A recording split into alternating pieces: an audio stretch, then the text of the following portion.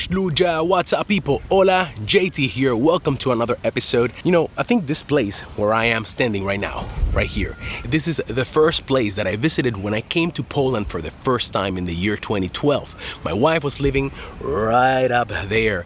And this series of flats that you see are called bloki. They're very famous in Poland, and precisely this video is about that. It's about how Poles used to live, how Poles live, but how does the future of Poland look like? Because you see, there is a whole new lifestyle here in Poland that maybe you don't know about, and I want to show it to you.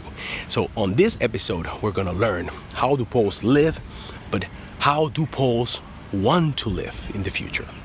Something like that. Boom! So, I don't know exactly what you guys think when you see these blocks of flats, you know, the bloki.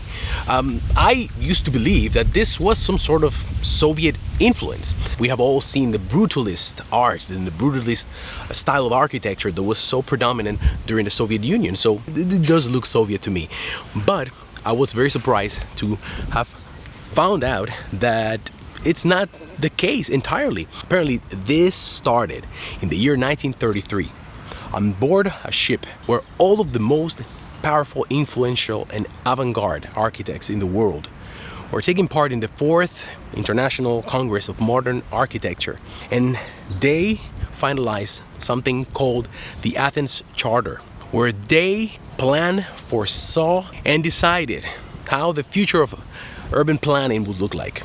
And it's all the mastermind of one Swiss-French architect named Le Corbusier. The Athens Charter became the most important document in the history of modern urban planning, and it's, you know, largely to this charter that we owe this type of flats, where you could gather a large amount of people and they could find housing, they could find a place to live inside the cities where most of the work was. We owe a lot to the Athens Charter because it contained the instructions on how to build and expand modern cities. And think about this. This is after the First World War. You know, Europe was destroyed. So you had an influx of people moving into the city centers to rebuild them.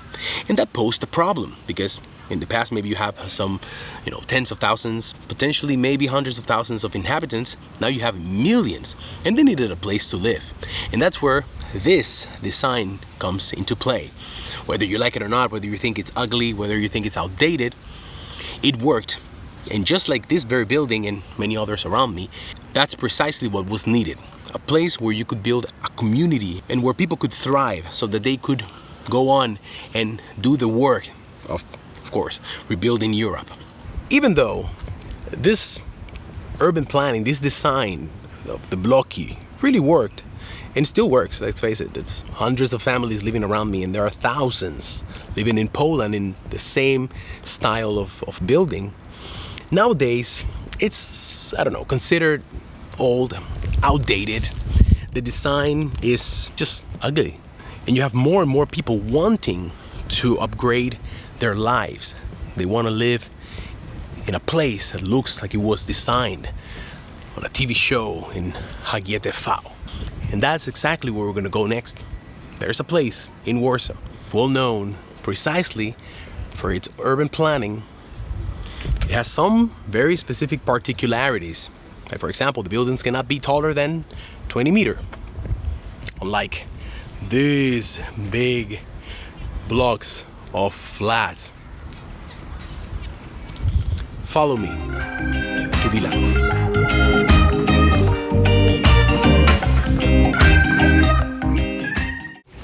Guys, welcome to Miasteczko Wilanów. We're here at the heart of Miasteczko Wilanów, at the Temple of the Divine Providence. And what is this place? What is Miasteczko Wilanów, you ask?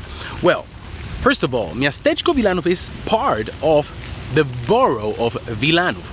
It's kind of like situated on the western side of Wilanów. And it's just modern residential living. But it's upscale residential living. This is a very sought after place. This is where people want to live now in Poland. They want this. They want this westernized, modern, close community, self-sufficient, where their kids can grow, ride their bicycles, feel safe. Let's face it, it's Poland. They're gonna be safe anywhere you go.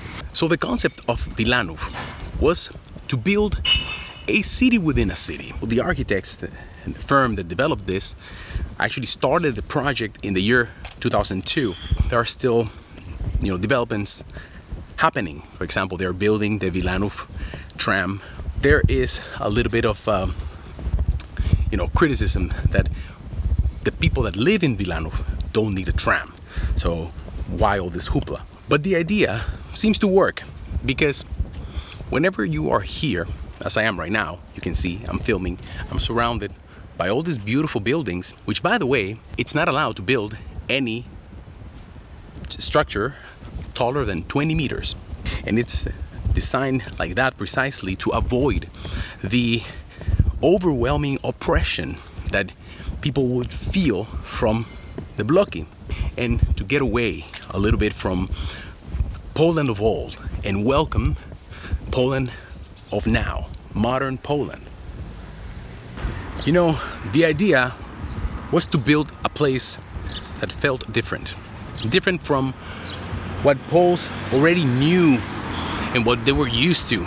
They wanted to have this community vibe here. And I gotta say, if you ask me, it does feel like there's a community. I don't know if it's the height of the buildings. There's a lot of stores. The way that it's designed is in a way that on the outside where the main roads are, you have a lot of stores, different type of stores. You have restaurants.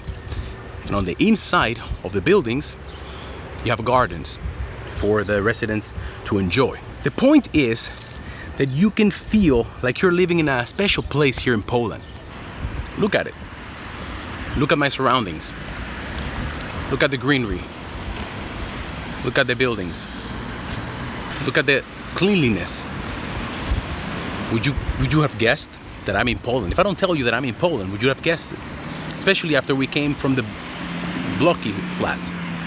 Not only, like I said, the buildings cannot be more than 20 meters tall, they all have this homogeneous look to them. Not only the design, but also the colors, the materials. So you really do feel like you're living in a city that it's not really part of Warsaw.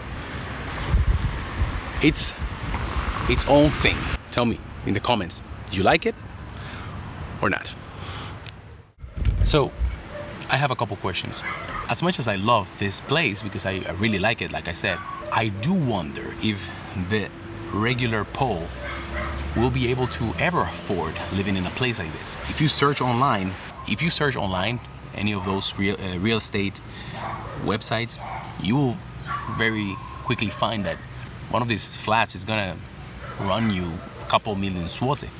And I don't know if that's something that a Pole living in a blocky apartment will be able to afford. Another question I have is also, by multiplying this design and exporting it to other cities, are we at risk of losing a little bit of that identity that we have come to recognize when we see the bloki?